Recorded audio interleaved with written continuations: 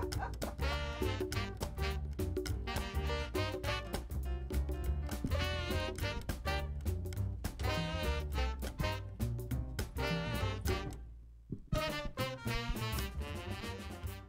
and welcome to WNHH Radio's Dateline New Haven. I'm your host, Paul Bass, inviting you to look behind the headlines on the stories that make New Haven tick. Mayor Toni Hart makes New Haven tick morning and night. She's here in the WNHH studio for her weekly Mayor Monday checkup on what she and we are up to in the Elm City. If you have a question for the mayor, feel free to pop it to us via Facebook Live. You go to the New Haven Independent Facebook page. You'll see the video there. You can put your question, and Harry Droz, our fearless station manager, will route it to us. And thanks to Gateway Community College and Bertram Moses PC for providing financial support for today's program. That's a long way of saying welcome, Mayor Hart. Nice to see you. Hey, it's great seeing you. How was your weekend? It was good. How was yours? It was good. Restful. I don't do much on weekends. Everyone always says, "How's your weekend?" I say, "What'd you do?" I kind of napped, had dinner, went to shul, went grocery shopping. All right. But you got to run around and stuff and cut ribbons and show your face and that kind of stuff. Some things, yeah. Well, the question I had is, Mayor Hart, you've been for months on this program. We've been guessing what was going to happen at the state legislature in this legislative session. We've been saying what you hoped would happen, the efforts you were making to influence what happened. And now the suspense is over. The session ended this past week. And so what's the final number? I guess the biggest question, there are a lot of important matters that were up there before the legislature. The biggest question was, what was aid going to be to New Haven? What were you expecting and what did it end up? Well, we were not expecting much, and we got what we were expecting from what I understand. I was out of town, but it looked like we might have been cut another $148,000, but could have been much worse. So what was the total number we're getting in aid? I don't have it. Okay. Yeah. Do you know when we're going to know? I don't. I think that our fiscal people are working on it as we speak. Okay. So in other words, other cities did end up getting more in the end than they expected. Those were the ones that lost the most during the ECS. Educational cost sharing. Right. They lost the most in ECS. They tended to be the wealthier communities, and so most of them got most of their money that they lost back. How do you feel about it? I mean, Mayor Hart, don't we have the most influential state delegation? Yeah, yes, but I think they have an awesome responsibility to make sure that they can get the votes, and they have people from all over the state that are in their caucuses. Right. They can't just pass a budget on their own, even though Marty Looney from our city runs the state Senate, even though Tony Walker runs the Appropriations Committee, even though our people have a lot of longevity, a lot of experience on that board, a lot of years and seniority. Still 168 towns in this state. Yeah, 169. 169, right. Yeah. Sorry about that. No, that's okay. And, and we have, I think it's 187 state legislators. And used to be in that role as a state senator, leading state senator, Appropriations Committee, and you'd have to explain to people you couldn't just give New Haven all the money. You just couldn't give New Haven as much as it wanted, it certainly at the time. And, honestly, we were able to do a little bit more because the economy was better. And so, unfortunately, the economy has not been good for Connecticut. Our revenues have been unpredictable. And the legislature's been trying to figure out what to do with all of that. They raised taxes, I guess, early, and I think I may have even still been in the legislature at that particular point in time. And in raising the taxes, the revenue still didn't come in. And so they knew that raising taxes might not be the way to get revenue in. And year after year, the revenue numbers just didn't meet the projections, even after making adjustments. And so it's been really difficult in the General Assembly, because you pass a budget based upon a certain level of revenue. It doesn't come, and there are rescissions in the middle, so you never know. Thing I was reading in the Times this weekend that a lot of states got these last-minute windfalls this year, and they attributed it to the tax cut bill, even though it hasn't taken effect yet, right?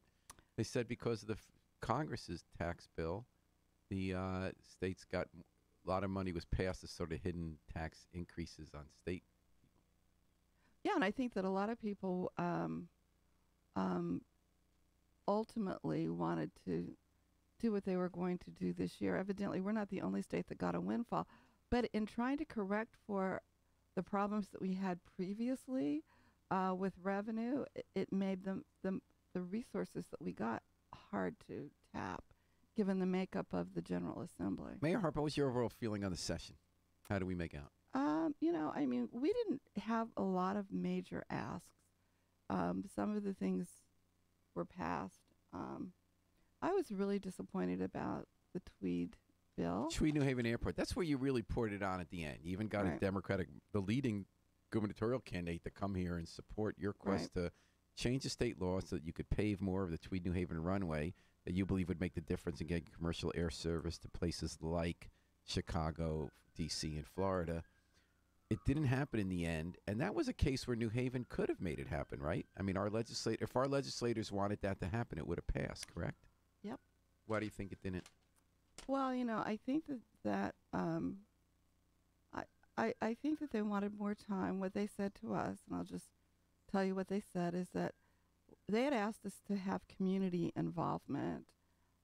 So we went out to Nathan Hill and to Jepson Ross- School. to Jepson, and You had a hearing in the city at the Board of Alders. and we had a hearing at the Board of Alders because Board of Alders overwhelmingly voted in favor of expanding Tweed. and they had asked us to have them vote that. And so, the way that the Board of Alders works, it usually takes 3 months. They asked us, and we had less than 3 months to try to get it through, but we knew that we would get it through if we got it through at all prior to the session ending. I've been there long enough to know that you can get things done last minute. Saw it every year that we were in session. And so we did everything they asked, but they said that we didn't do it in a timely way so that they could come up with the legislation to do what we wanted. The real reason is because I don't know what the real reason State is. Senate President represents that part of town where the most vocal voices are against expanding the airport. I wouldn't. That's not what he says the real reason is. Any thoughts? What I hope is that if we continue to work, because one of the things that I've discussed with my staff is that normally we just do this for this session, and then we start it up again at the beginning of the next session. Well, we're not going to do that this time. We heard some things that from the community that we can work on. We're going to continue to keep a certain level of engagement with the community out there, and also with the business community that was very supportive of this idea. And we want to help people understand why we think this is important to the development of the region, as well as to the state, and that we can't just take into consideration those folks who say, "Not in my backyard," when, as a matter of fact, every home that was built there was built after there was an airport. So the airport was there first, and you can't try to stop commercial. And I've tried to say to people, look, you get rid of commercial flights there, and then you have general aviation. And all of the things that you complain about, it's the general aviation side. So you're bolstering that by What opposing. kind of stuff? You mean noise or? Noise, yes. The noise, the sort of little prop planes flying close, like idling on the runway, all of that. That's all done by the general So aviation. what you said you're going to keep up efforts. What kind of efforts? Well, one of the things that having our city engineer look to see for the other planes that idle there are the planes that come in with the organs. I don't think anybody wants those to stop. What do you mean organs? I don't know planes. Are we talking about things you play music on or things that No, make your kidney work? Yeah, so whenever an organ like a kidney or a heart has been harvested elsewhere, planes come in and bring them to Yale New Haven Hospital. they wait sometimes when they're harvested here and they take them elsewhere, and those planes idle and it's noisy. So, one of the things that Giovanni Zen was thinking about is there a way to provide electricity to keep the plane charged without it idling? Again, are we talking about the turbo planes? Or are we talking about No, the we're commercial talking jets? about the propeller planes that come in oftentimes with these organs. Do you think that if you solved every concern like that, the neighborhood would therefore, anyone who's now against having more commercial service there would be for it? I think that what happens is that as we address problem by problem, the more people that have their homes retrofitted, the fewer voices that you will hear against us. Will there be a small group of people who are going to be against it no matter what we do? Absolutely. But that group diminishes over time as we address issues. So you're flying full stream ahead for next year to get this stabilized? And we're going to continue working on it throughout the summer, throughout the fall.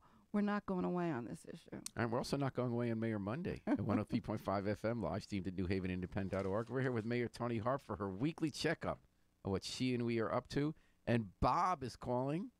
Bob, good morning, sir. How you doing? All right. I wanted to chime in on the airport situation. Chime in, Bob. And then the state not taking a vote on the extension of the runway there, Mayor. But wasn't the city sued by those folks out in Morris Cove years ago about some improvements or extensions of runway at one time or another? And then there was one commercial airline that did fly in and out of Tweed at one point years ago. Oh, we still have a commercial airline that flies in and out. U.S. Air used to do a lot more flights than we currently have today. But, of course, there's no U.S. Air anymore. And so we just have one commercial airline out there now. And what is that commercial airline? You know, I think it's, is it United or it's either United or American. It's one of those two. All I know is that we do have one. And We have Metro Taxi, I know, down at the Union we Station. have them too, and they fly into Philadelphia, and people going elsewhere get connections there, and that works somewhat. But we would like to be able to fly to Washington D.C. To You said national- Chicago and Florida. Chicago and Florida. We're in Florida, Orlando, You know, we were thinking Central Florida somewhere would be good. Jacksonville. That's that's northern. yeah. So Bob, did you have any other questions?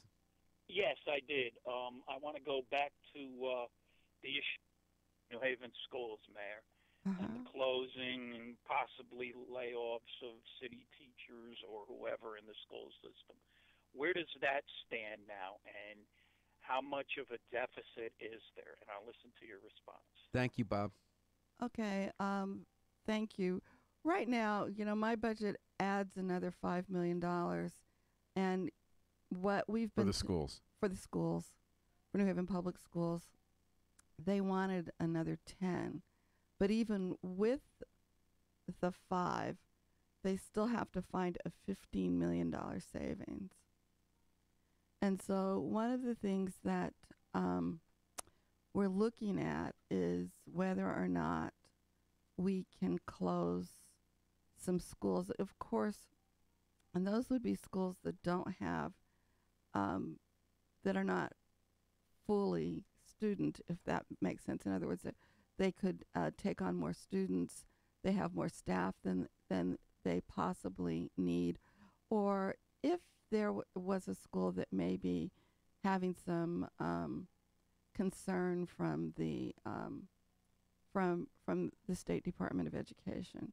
And so, you know, I Talking think about Creed, New Light, and New Horizons, right? yeah, and so what we're doing is we're taking a look at those 3 schools, the alternative schools. The problem there is that a lot of the students who go into the alternative schools don't finish. There's a high truancy in those schools and they really should be schools that are wrapping around services and helping to take care of those issues. And for whatever reason, the models that we are using in those alternatives are just not working well.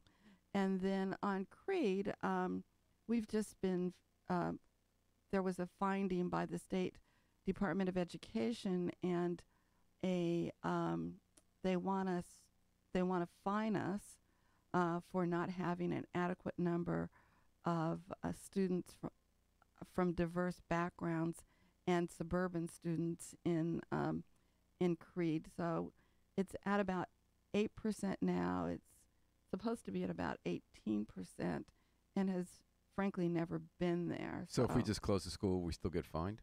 I think they're going to fine us no matter what. How much? Unless it's about a little less than $140,000. So they're going to cut aid for us to run our schools, and they're going to fine us for. They would do that. They would probably just the fine would take the form of them not providing. They would short $138,000 For Creed or for the whole school system? For Creed. So if we close Creed, is it relevant?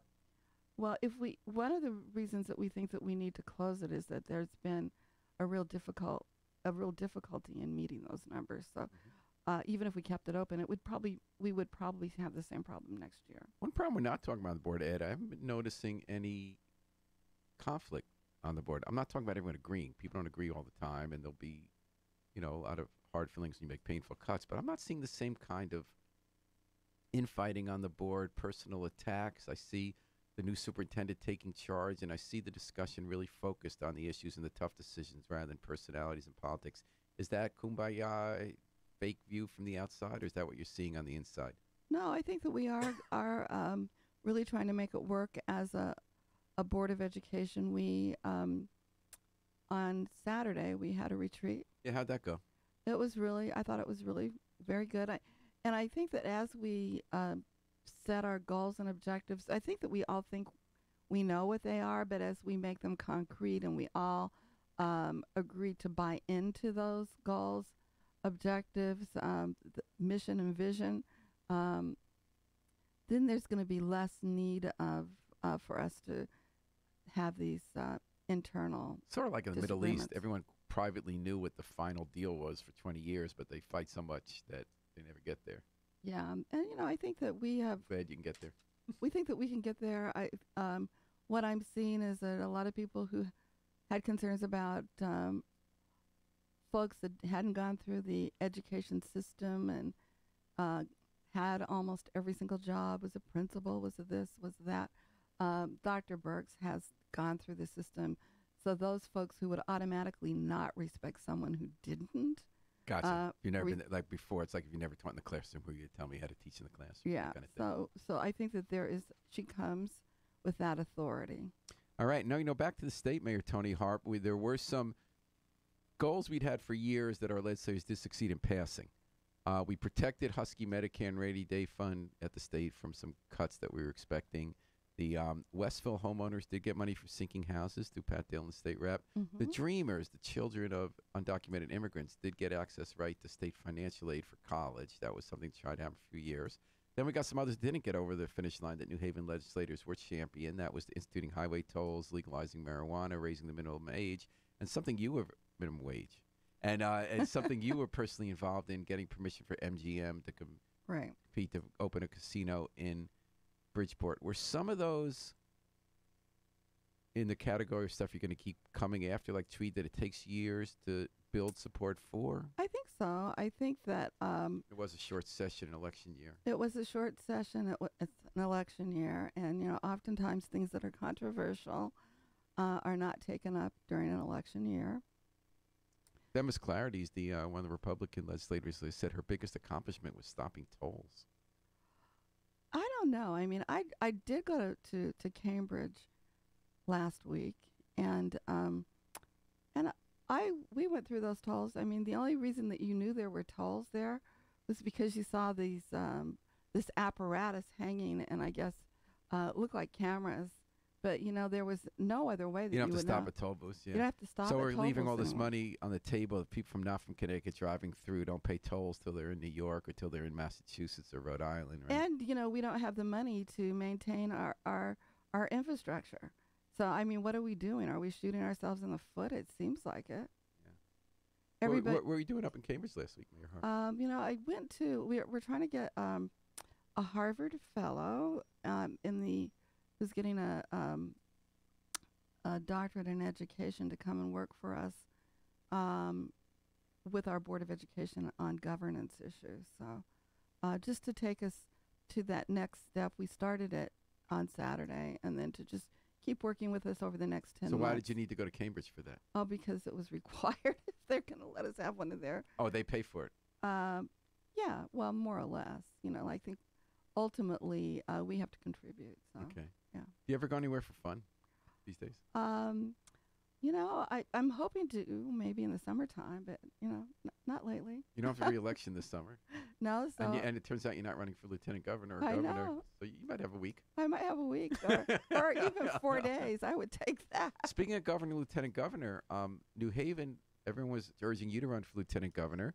A different New Haven politician is seriously considering throwing his hat in the ring. Gary Winfield, state senator.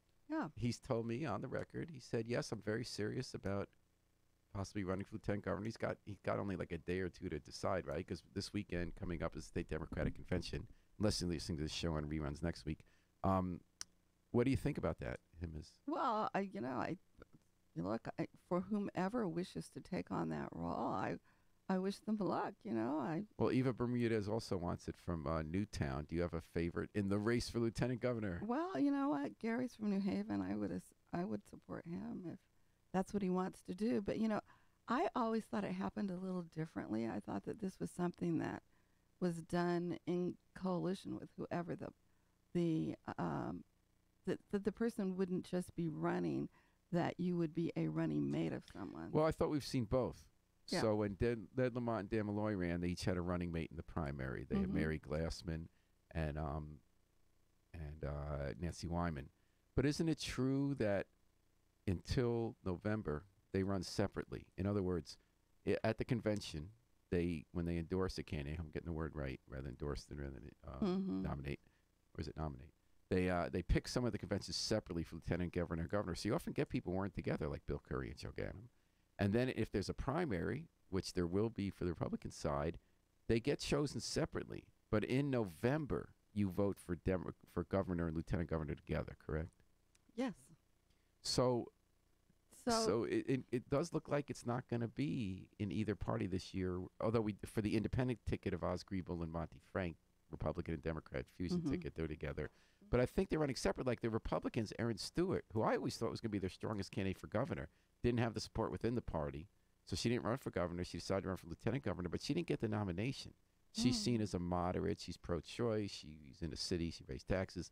She ran against Joe Markley, who's on the very conservative wing, and he got the endorsement, is it called, at the convention? I guess so, yeah. And then not the nomination. That's what you run for in the primary? Yeah, I think you get nominated by the party.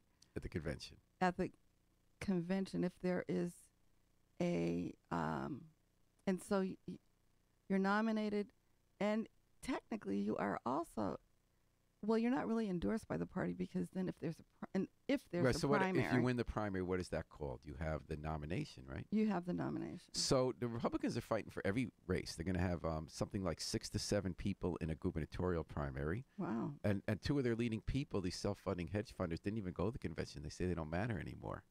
And Mark Boughton emerged after several rounds. It was kind of exciting, as the candidate, and he edged out Herbst. Some people got knocked out, like Prasad Srinivasan. But then they're going to have a race for lieutenant governor. They're going to have a primary with Joe Markley and Aaron Stewart, which is really about what kind of party they want, I think. It probably is, yeah. I mean, she says, don't we want a woman on the ticket? Don't we want a moderate? He says, don't we want to stand up for really conservative principles? She's to the left, meaning she's not far right, for the Republican Party.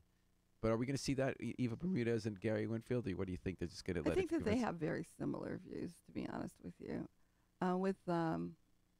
He has a lot more experience at the legislature. He's a union organizer, which he had been working for a union. Well, he was a union organizer too. He has experience in the armed forces and that sort of thing. And at his point is, I've been at the legislature. I really know how to negotiate people out the legislature. Which, if Ned Lamont becomes the governor, he really doesn't have that background. Mm-hmm. So I don't know. Well, yeah, I mean, I think he has a good point for wanting to run, and I wish him luck. So who do you think will get his seat? Will Robin Porter want to move to the Senate, or does she want to solidify Well, I've gotten her calls experience? from one person, Eric Russell, who I've been hearing his name too in City Point. yeah, He's an who- attorney, and what else is he? He's an attorney and he's a ward chairman. And he has like friends in the legislature or something. I mean, Yeah, he knows- he's a really smart guy who grew up in New Haven. And then I spoke to Eric, but I haven't had a chance to speak to Daryl Brockine. I've heard Darrell Buckine, who was going to run against Pat Dillon in a Right. state rep primary, but I'm hearing that Lewis really has more support among party delegates. I don't know if that's true. Who's that? You mean Eric Lewis, yeah. Russell? Oh, Russell. I'm sorry, Okay. Eric Russell. Yeah. Is that what you're hearing or no? That's what I'm hearing. Yes. And are you hearing that Robin Porter wants to be, because people face this in Congress too, in D.C. If you've Mhm. been in the House, even though Senate is technically a more powerful position, you want a fewer lower number of people. You actually, if you've been in that chamber in the House while you rise to top, you actually have a lot of influence. And she had a successful year this year in the House. Yeah, I think she was a chairman too. And some of her legislation, like the pay equity stuff, got through. It got through, and I think that once you are respected in the House and you get a chairmanship, you have as much power as a senator. So what would be your advice to people? Just you know, stay Porter, stay in the House? honestly, it really depends upon what they want to do and where they think they'll be most effective for New Haven. My advice to them is to please consider that you represent New Haven and that we need your help. And do you have a choice where you'd like to see be the senator, if Gary? Honestly, I first want to see if Gary's going to actually not run for Senate Mm-hmm. before I would say. But, I'm leaning towards Eric Russell. Leaning toward Eric Russell. Okay. But that's a lot of ifs. If Gary Winfield decides to go ahead with this lieutenant governor run, and if he wins it at this weekend's convention. Right. All right. What about this convention? You going to be up there? Yes. I know. What are you thinking? What's your predictions for the convention? I don't know. I think it's going to be a nail biter. Well, I think Lamont's going to get the nomination, or we call it the endorsement. Yeah, for governor. But I guess one question is, will Susan Bysowitz and Joe Ganim get the 15% of delegates necessary to qualify for a primary? And I think that that Susan might. I don't know that. I think that again, like Mayor Ganim is going the opposite route, which is to just get the signatures. Oh, he's not even going to try to get the. I don't know, but I know that he's out there trying to get signatures. And I don't so know is if he's- Guy Smith, correct? Yes. What about Sean Connolly? I don't know what he's going to do. I've been hearing his name for a while. I think he's kind of dropped out of sight. Yeah. I So don't what know. about, will the primary be good for the Democratic Party? Because remember, we've had this discussion. Some people think it's really healthy and it brings issues to the fore. Other people say, and it toughens up a candidate for the general election to know what kind of dirt to take and attacks. Other people say it divides a party and you need to be strong going in. What's your take on it? I think it actually would help in this particular point in time. I do. I think that it helps you begin to activate the base of the party and to bring new people into the party. It gives you an opportunity to register people to vote that you wouldn't have a reason to until close to the election. And so I think that it helps to politicize people and get them into the mode of thinking that I have a decision that will affect my future, my children's future, our seniors' future, and I'm going to get involved and get as many people involved as possible. And so you just get ready for November, and we really need to be ready. You looking forward to the campaign? It should be interesting. And is Yeah, it fun when you're not the candidate, so you're not getting the attacks, but you can participate? Yeah, I think that's kind of fun. Yeah, And you'll have people listen to you. You'll have a voice. I hope so. What about those lower races now? Are the Democrats? I guess it's like the Republicans for except for Secretary of the State. I don't think Denise Merrill faces a challenge anymore, unless I'm Right. missing something. But otherwise, the rest of the ticket's up for grabs. State Treasurer, we got 3 candidates. Your candidate is Sean Wooden, Right. and there are several people for Attorney General, which I right. didn't realize it's been 64 years since the Republicans elected an Attorney General. Wow, I Isn't- didn't that realize is a that either. big That is wow. yes, And so you were with William Tong. right, There's a very strong, Chris Maddy has a strong campaign for that Mhm. position as well. right. Any thoughts on how that one's going to go? I really don't know. Okay. I really don't know. I think that it'll be, no matter. I think both will probably get enough to primary. So I think there'll be a primary. And I think we're going to remind people that listening to Mayor Monday on WNHH FM, 103.5 FM, live streamed at newhaven.org. Mayor Tony Harp is in the house. And it's really nice to start the week. Every week, just getting our check-in. Yeah, well, it's good to be here. I see you have on your shoes. my Tevas, yeah. A few weeks ago, I said, even when it gets cold again, it's now Teva time. Yep. I can't. And you stick by it. And I figured that if I have any influence on the global weather, maybe wearing the Tevas will nudge us into spring. I hope so. I know. It's the vacillations are amazing. It's supposed to go like an 18-degree different this week, day to day, like from 79. From 79 to 60. I was just talking to Officer Trotman, and he was telling me that last week you might have had the air conditioning on, and like most recently the heat. It's like so wacky it's amazing. Weather. Yes.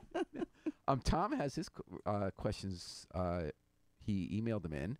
Mayor Harp, do you agree that police strategy for crowd control and management should be kept out of the public eye? Is this secrecy a way to protect safety of public or protect police from scrutiny? Last week there was a vote by the police commission to have new protocol for how do you deal with crowd control in a demonstration that gets unruly, and how you deal with an active shooter. Mm-hmm. And this is very different from the discussion we're having about drug policy. There's a whole separate discussion when they did that in secret, and the Independent is challenging that at the Freedom of Information Commission. We were up there last week, and legitimate arguments on both sides. The police say we don't want to give away the answers to questions before people apply. Our position is most other departments do actually tell you what the policy is on drugs, because it's not a question that you're trying to use lie detector for. You have other questions with lie detectors and judging people, and they can lie anyway, and that this is just letting you know where we stand in a public debate. But this is very different about active shooter and crowd control.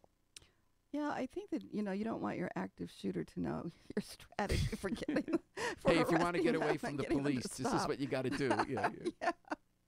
Yeah, and the same is true for crowd control. Last year we saw people come in from outside to sort of activate some of our crowds and to make them a little more violent than they probably would have normally been. And you don't want them to have that information either about how you're going to contain and make everyone assure the safety of the public. So, well, while we believe everything should be public, I don't have any quarrel with the police department on not wanting to let active shooters know what.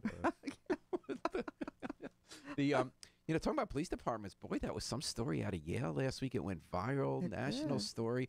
That was a fascinating video. I don't know, did you watch it? I didn't get a chance to see it. Okay, so here you had a white student who said, in the Hall graduate student, she has a common room outside her door, and a woman who lives downstairs where there's no common room at 1:30 in the morning, who's black, is doing her paper, everything's spread out like her computer and everything. Mm-hmm. She takes a nap. The white woman freaks and calls the police. Mm-hmm. The police comment. What everyone's leaving out of this story is how differently the police treated the black student and the white student. They separately talked to each of them. The white student, they checked their ID and said, okay, you're a student here, legit. Don't call us for stuff like this. The black student, they kept going for 15 minutes and were scrutinizing her ID, and the police thought it was expired because the date on it was from last year, which was true for the other student because there are no expiration dates on IDs. IDs are when their date of issuance. That wasn't a problem with the white student. They weren't scrutinizing her ID.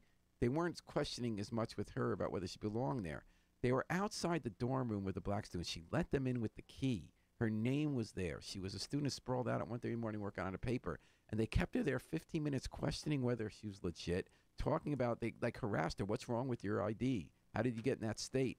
And then when she said she felt harassed, they actually had a supervisor argue with her, you're not being harassed. And this thing went viral.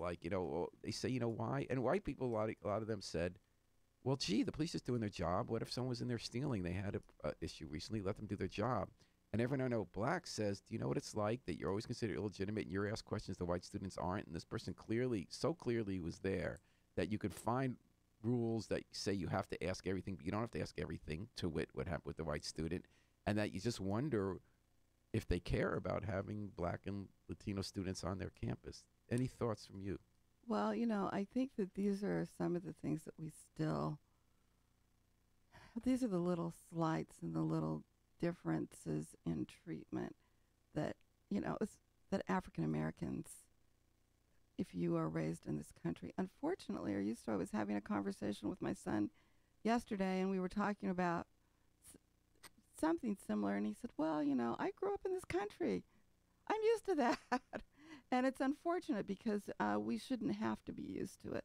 But I think we've got to bring it to people's attention and to say it's got to stop. Well, we're bringing it to people's attention with the big read in New Haven. You know how we read a book together all last year, every year. Claudine Rankine is a poet at Yale, Pulitzer Prize winner, I believe. Not sure. And she, Yes. she had bestseller, 2 #1 New York Times, their books. Anyway, she has a book all about this. It's all about poems and prose about what they call microaggressions. I think not the greatest term for it, but the slights every day that question black people's legitimacy in ways white people don't understand. And I had mayors who came to New Haven when I was the African American Mayors Association president. We had a meeting here. Was really proud to have it here because I thought it was a great city. And I had a favorite store. They wanted to go shopping. Which store was that? It was Wave, and some of the things that happen to black people who just go to stores, and you are treated differently by the like the sales force. I've been in stores where I've been followed around, and it's funny in talking to You got it in New Haven? in New Haven, and what happened was in this particular store, the woman was really, I don't think she thought she was aggressive, but my colleague felt that she was aggressive, and she was so offended that she said, "We've got to get out of this store now, or I'm just going to have a meltdown." Where was the mayor from? She was from Illinois. What, do you remember which town? Or who It was right outside of Chicago. I don't remember. Do you remember her name? Or? Covington, Mayor Covington. And so she was in Wave Yes. shopping, and what did the clerk say? No, it was just, it was just sort of like, what do you want just constant questioning. And it Rather just than felt, letting her browse. Yes, And did it look like white people were able to browse more? yes, absolutely. Wow. How did you feel as the mayor of the city I when was that happened? embarrassed. I was embarrassed. They apologized and did all of that. But, I was embarrassed. I saw her, about 2 weeks ago at our conference, and, she still hasn't forgotten it. I mean, but that's the vision of New Haven that she has. And that's the kind of microaggressions that the black people in particular are sensitive to, that happen to us all of the time.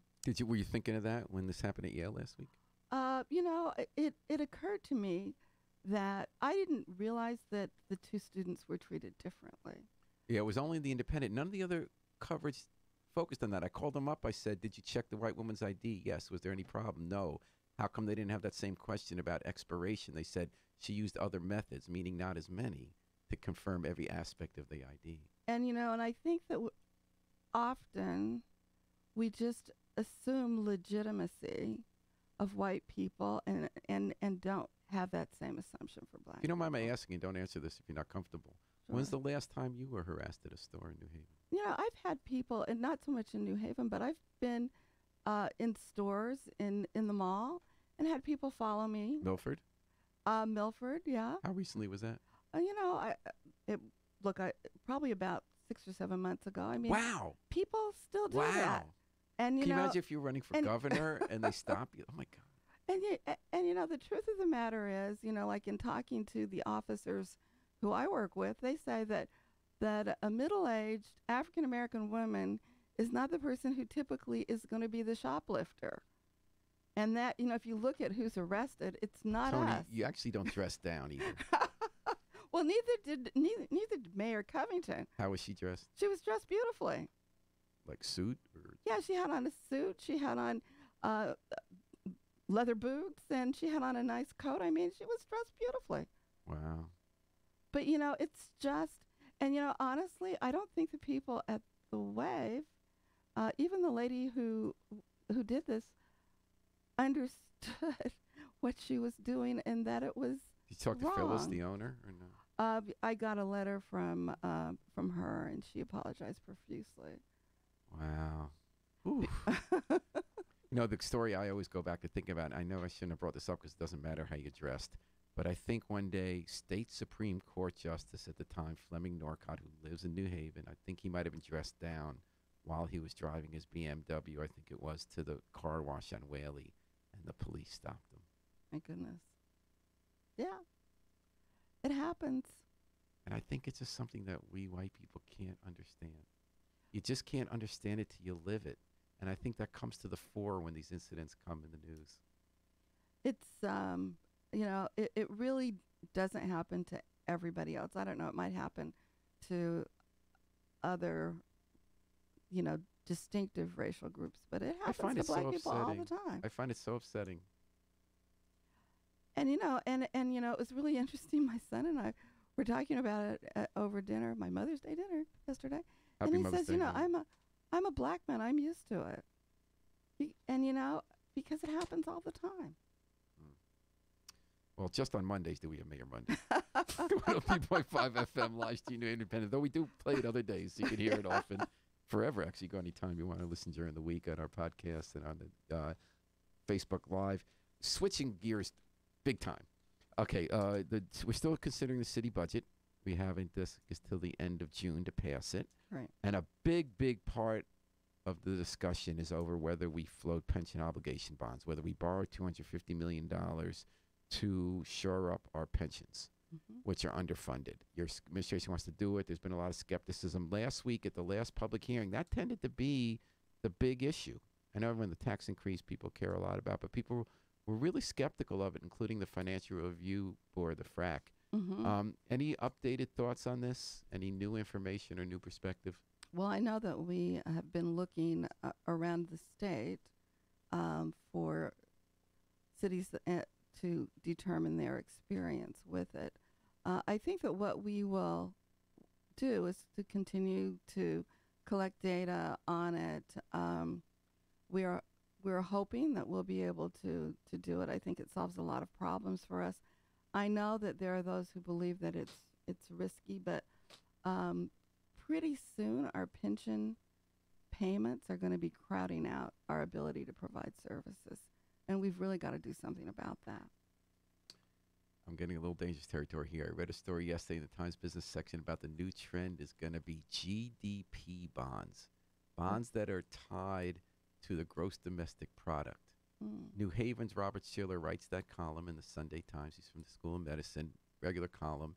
And he's the idea, he invented exuberance, the theory about the bubbles with real estate. And he said that governments are switching to these because in bad times when your gross domestic policy goes down, gross domestic product goes down, the amount you pay on the bond goes down because it's tied to the performance of the gross domestic policy. That's product. interesting. Way beyond my level of expertise. You were at City Hall last week, Mayor Harp, talking about Healthy from Day One. You were with Joette Katz, who is the head of Department of Children and Families, and an old colleague of yours, I believe. What were you guys announcing? Well, we were announcing that I believe, that the Department of Children and Families will be working with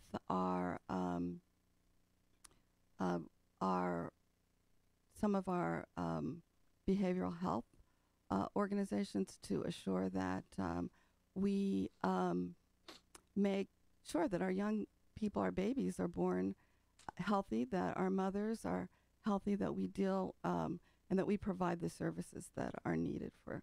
All right, your kind of thing. Yeah. Which I really like and miss that we did in the General Assembly. And even though there's not 15 minutes worth of discussion to have about it, it's just as important as things that take 15 minutes to discuss. No, it is. And if not more. We've been working on trauma-informed care and that sort of thing because we think that ultimately if we provide those kind of services early on and we recognize when our young people and our families need them, that we'll have a healthier population. All right. And Mayor Harp, Roosevelt's is a bar in Westville Village. And the police have been called there a couple times. There was a shooting, and they found the guy in Michigan actually committed shooting. Then there was a melee where a cop got injured. They claim there are a lot of underage drinkers and fights and people breaking bottles. And the Westville Community Management Team, you were there last week. I was. And they were telling you they want it shut down. Richard Furlow, the old says you can't just shut someone down. The health department shut them down because they wanted more training in how to use the kitchen, and the owner did that. The owner feels he might be discriminated against. It's a black-owned bar.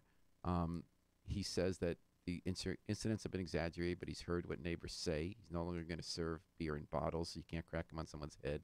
They're going to do greater checking of IDs, although he says they don't serve underage drinkers. Any thoughts on what should be done with Roosevelt's? Well, one of the things that I think he could do more of is to make sure that he does have a police detail there. That there have been some of the, I think there was a shooting out near there that may have. There was, right there. Yeah. In January. And so I think that one of the ways that he can help himself is to make sure that people are safe and that he doesn't encourage bad behavior, and that if it occurs, that he has police there to take care of it. And I know we can't force people to have those details, but it would seem to me that if he wants to stay in business and keep his liquor license and all of the rest of it, because what I heard people say is that they are going to advocate against it being renewed, then he needs to show that he's willing to do everything that he can to assure that the business is safe. I remember there's a prominent architect who's no longer alive in town who loved being out in public. He loved eating at lunch places. He loved being around politics. He told me the one place he would always stay away from is a bar. Mm-hmm. He said nothing good ever happens at a bar because people are getting drunk. It's not going to be under control. Obviously, we live in a society where that's all legal, but I remember his advice, and I was realizing that I kind of relate to that. Yeah. I don't know, but that's neither here nor there. Church Street South. It's finally coming down. If you've been by there recently, the interior demolition is well underway of all the buildings. They're taking out the asbestos. Jim Tercio, the building official, said any day now the full demolition permit is being approved. There's one woman left there while the buildings are coming down. Her name was Dolores Robinson. I had the most interesting conversation with her last week, Mayor Harp. She grew up as a teenager in Church Street South. She came back in the early 90s and raised her kids there. Mm-hmm. She still lives there. She works in a factory in North Haven, the old U.S. Surgical, like you're forgetting the new name. And she said, I said, does it freak you out to be the only person kind of spooky in this place? And does it freak you out to be where they're tearing the buildings down around you? And she said, no, when she's nervous is when she's not there, because everyone's breaking the apartments to steal the plumbing, and they try to get in her apartment, so she wants to be there. And she doesn't want to leave. She knows she has to leave. And one of the big issues was we give people choices when they leave, what kind of voucher they get. And she didn't want a Section 8 voucher. And in the end, she couldn't find an apartment that she liked that could be under the other form of assistance you get. And, I got my hats off to the Housing Authority. They're handling the relocation. They really worked with her. Like, she wanted to be on the first floor. She doesn't like elevators. She didn't want to be in Brookside because she doesn't like being around woods. She finds that spooky. But she wanted to be in a place like Monterey or the new Farnham Courts, and they actually think they're going to get her in there. But what was interesting to me, Mayor Harp, was how much affection people sometimes have for these places that we from the outside say, boy, they're horrible to live in. I mean, she lived there in the height of the Jungle Boys, the drug dealing gang that was shooting everybody, that ran the joint. It was always run down. There was a lot of crime. And she said that was home. Mm-hmm. And it was a good place to live. And she did pray that her kids wouldn't get caught up. The 4 kids she raised in the crime there, and it succeeded. The kids didn't get caught up. Any thoughts from you as the place is coming down? Well, obviously, a lot of people liked living there. It was unusual in that it had 3 and 4, maybe even 5 bedrooms in some Right. of it. And so, like families could live there. And you do get attached to a place. You know how to come in and out. You know who's a good neighbor, who isn't. You know who you can borrow that cup of sugar from, and who you can celebrate things A with. lot of modern living really doesn't have community. No, it doesn't. And in a lot of those places, I think Elm Haven was the same way. Yeah, people still have the reunions at Elm Haven, but we tore those buildings down. They were considered so dangerous and dark Yeah. and run down. And I do the same thing with Brookside. So those relationships and those families still extend to this day, even though they're not necessarily, they're not in the same place. Big week coming up, especially weekend. You got Freddie Fixer Parade. You going to be marching? Yes.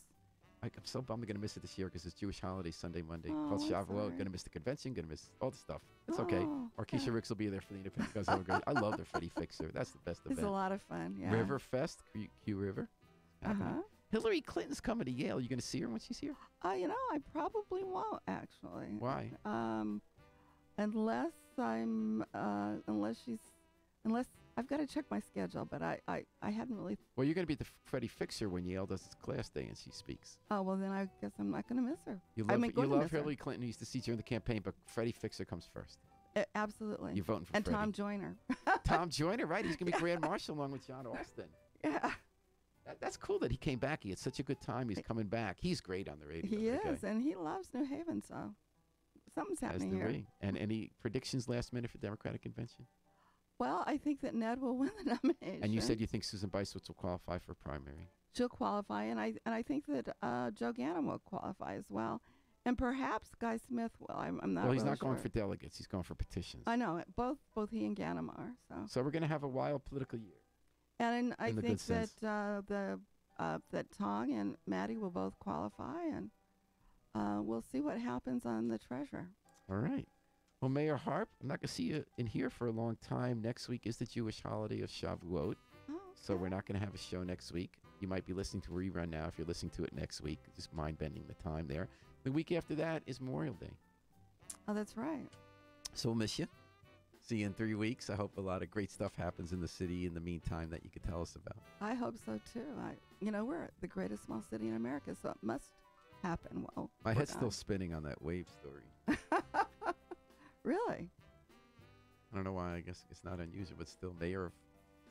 And honestly, I went in and I said, "These are some of my mayor friends from out of town." Oh, you I said that I did do. while it was Not happening. to that person, yeah, and then we left, and then she, they were sorry, and I don't want to. But you came after it happened. No, when I first walked in, I just told some other people because I wanted them to feel comfortable, but this lady hadn't heard it. What I Uh, mean is that you were in the store while it happened. Yes, Oh, you were there present. You watched I was it. there. Yes, Oh, you saw it happen, yes, she was the one who came to me and said, "You've got to get me out of here. Look at what she's doing."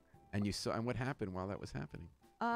What do you mean? What happened? Did you then say, "Hey, leave this woman alone"?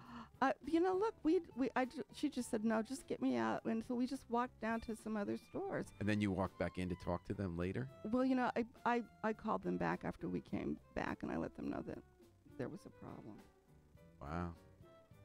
Well, thanks for raising my awareness Okay. on Mayor Monday today. Thanks everybody for listening. Thanks to Gateway Community College and Birch and Moses PC for providing financial support.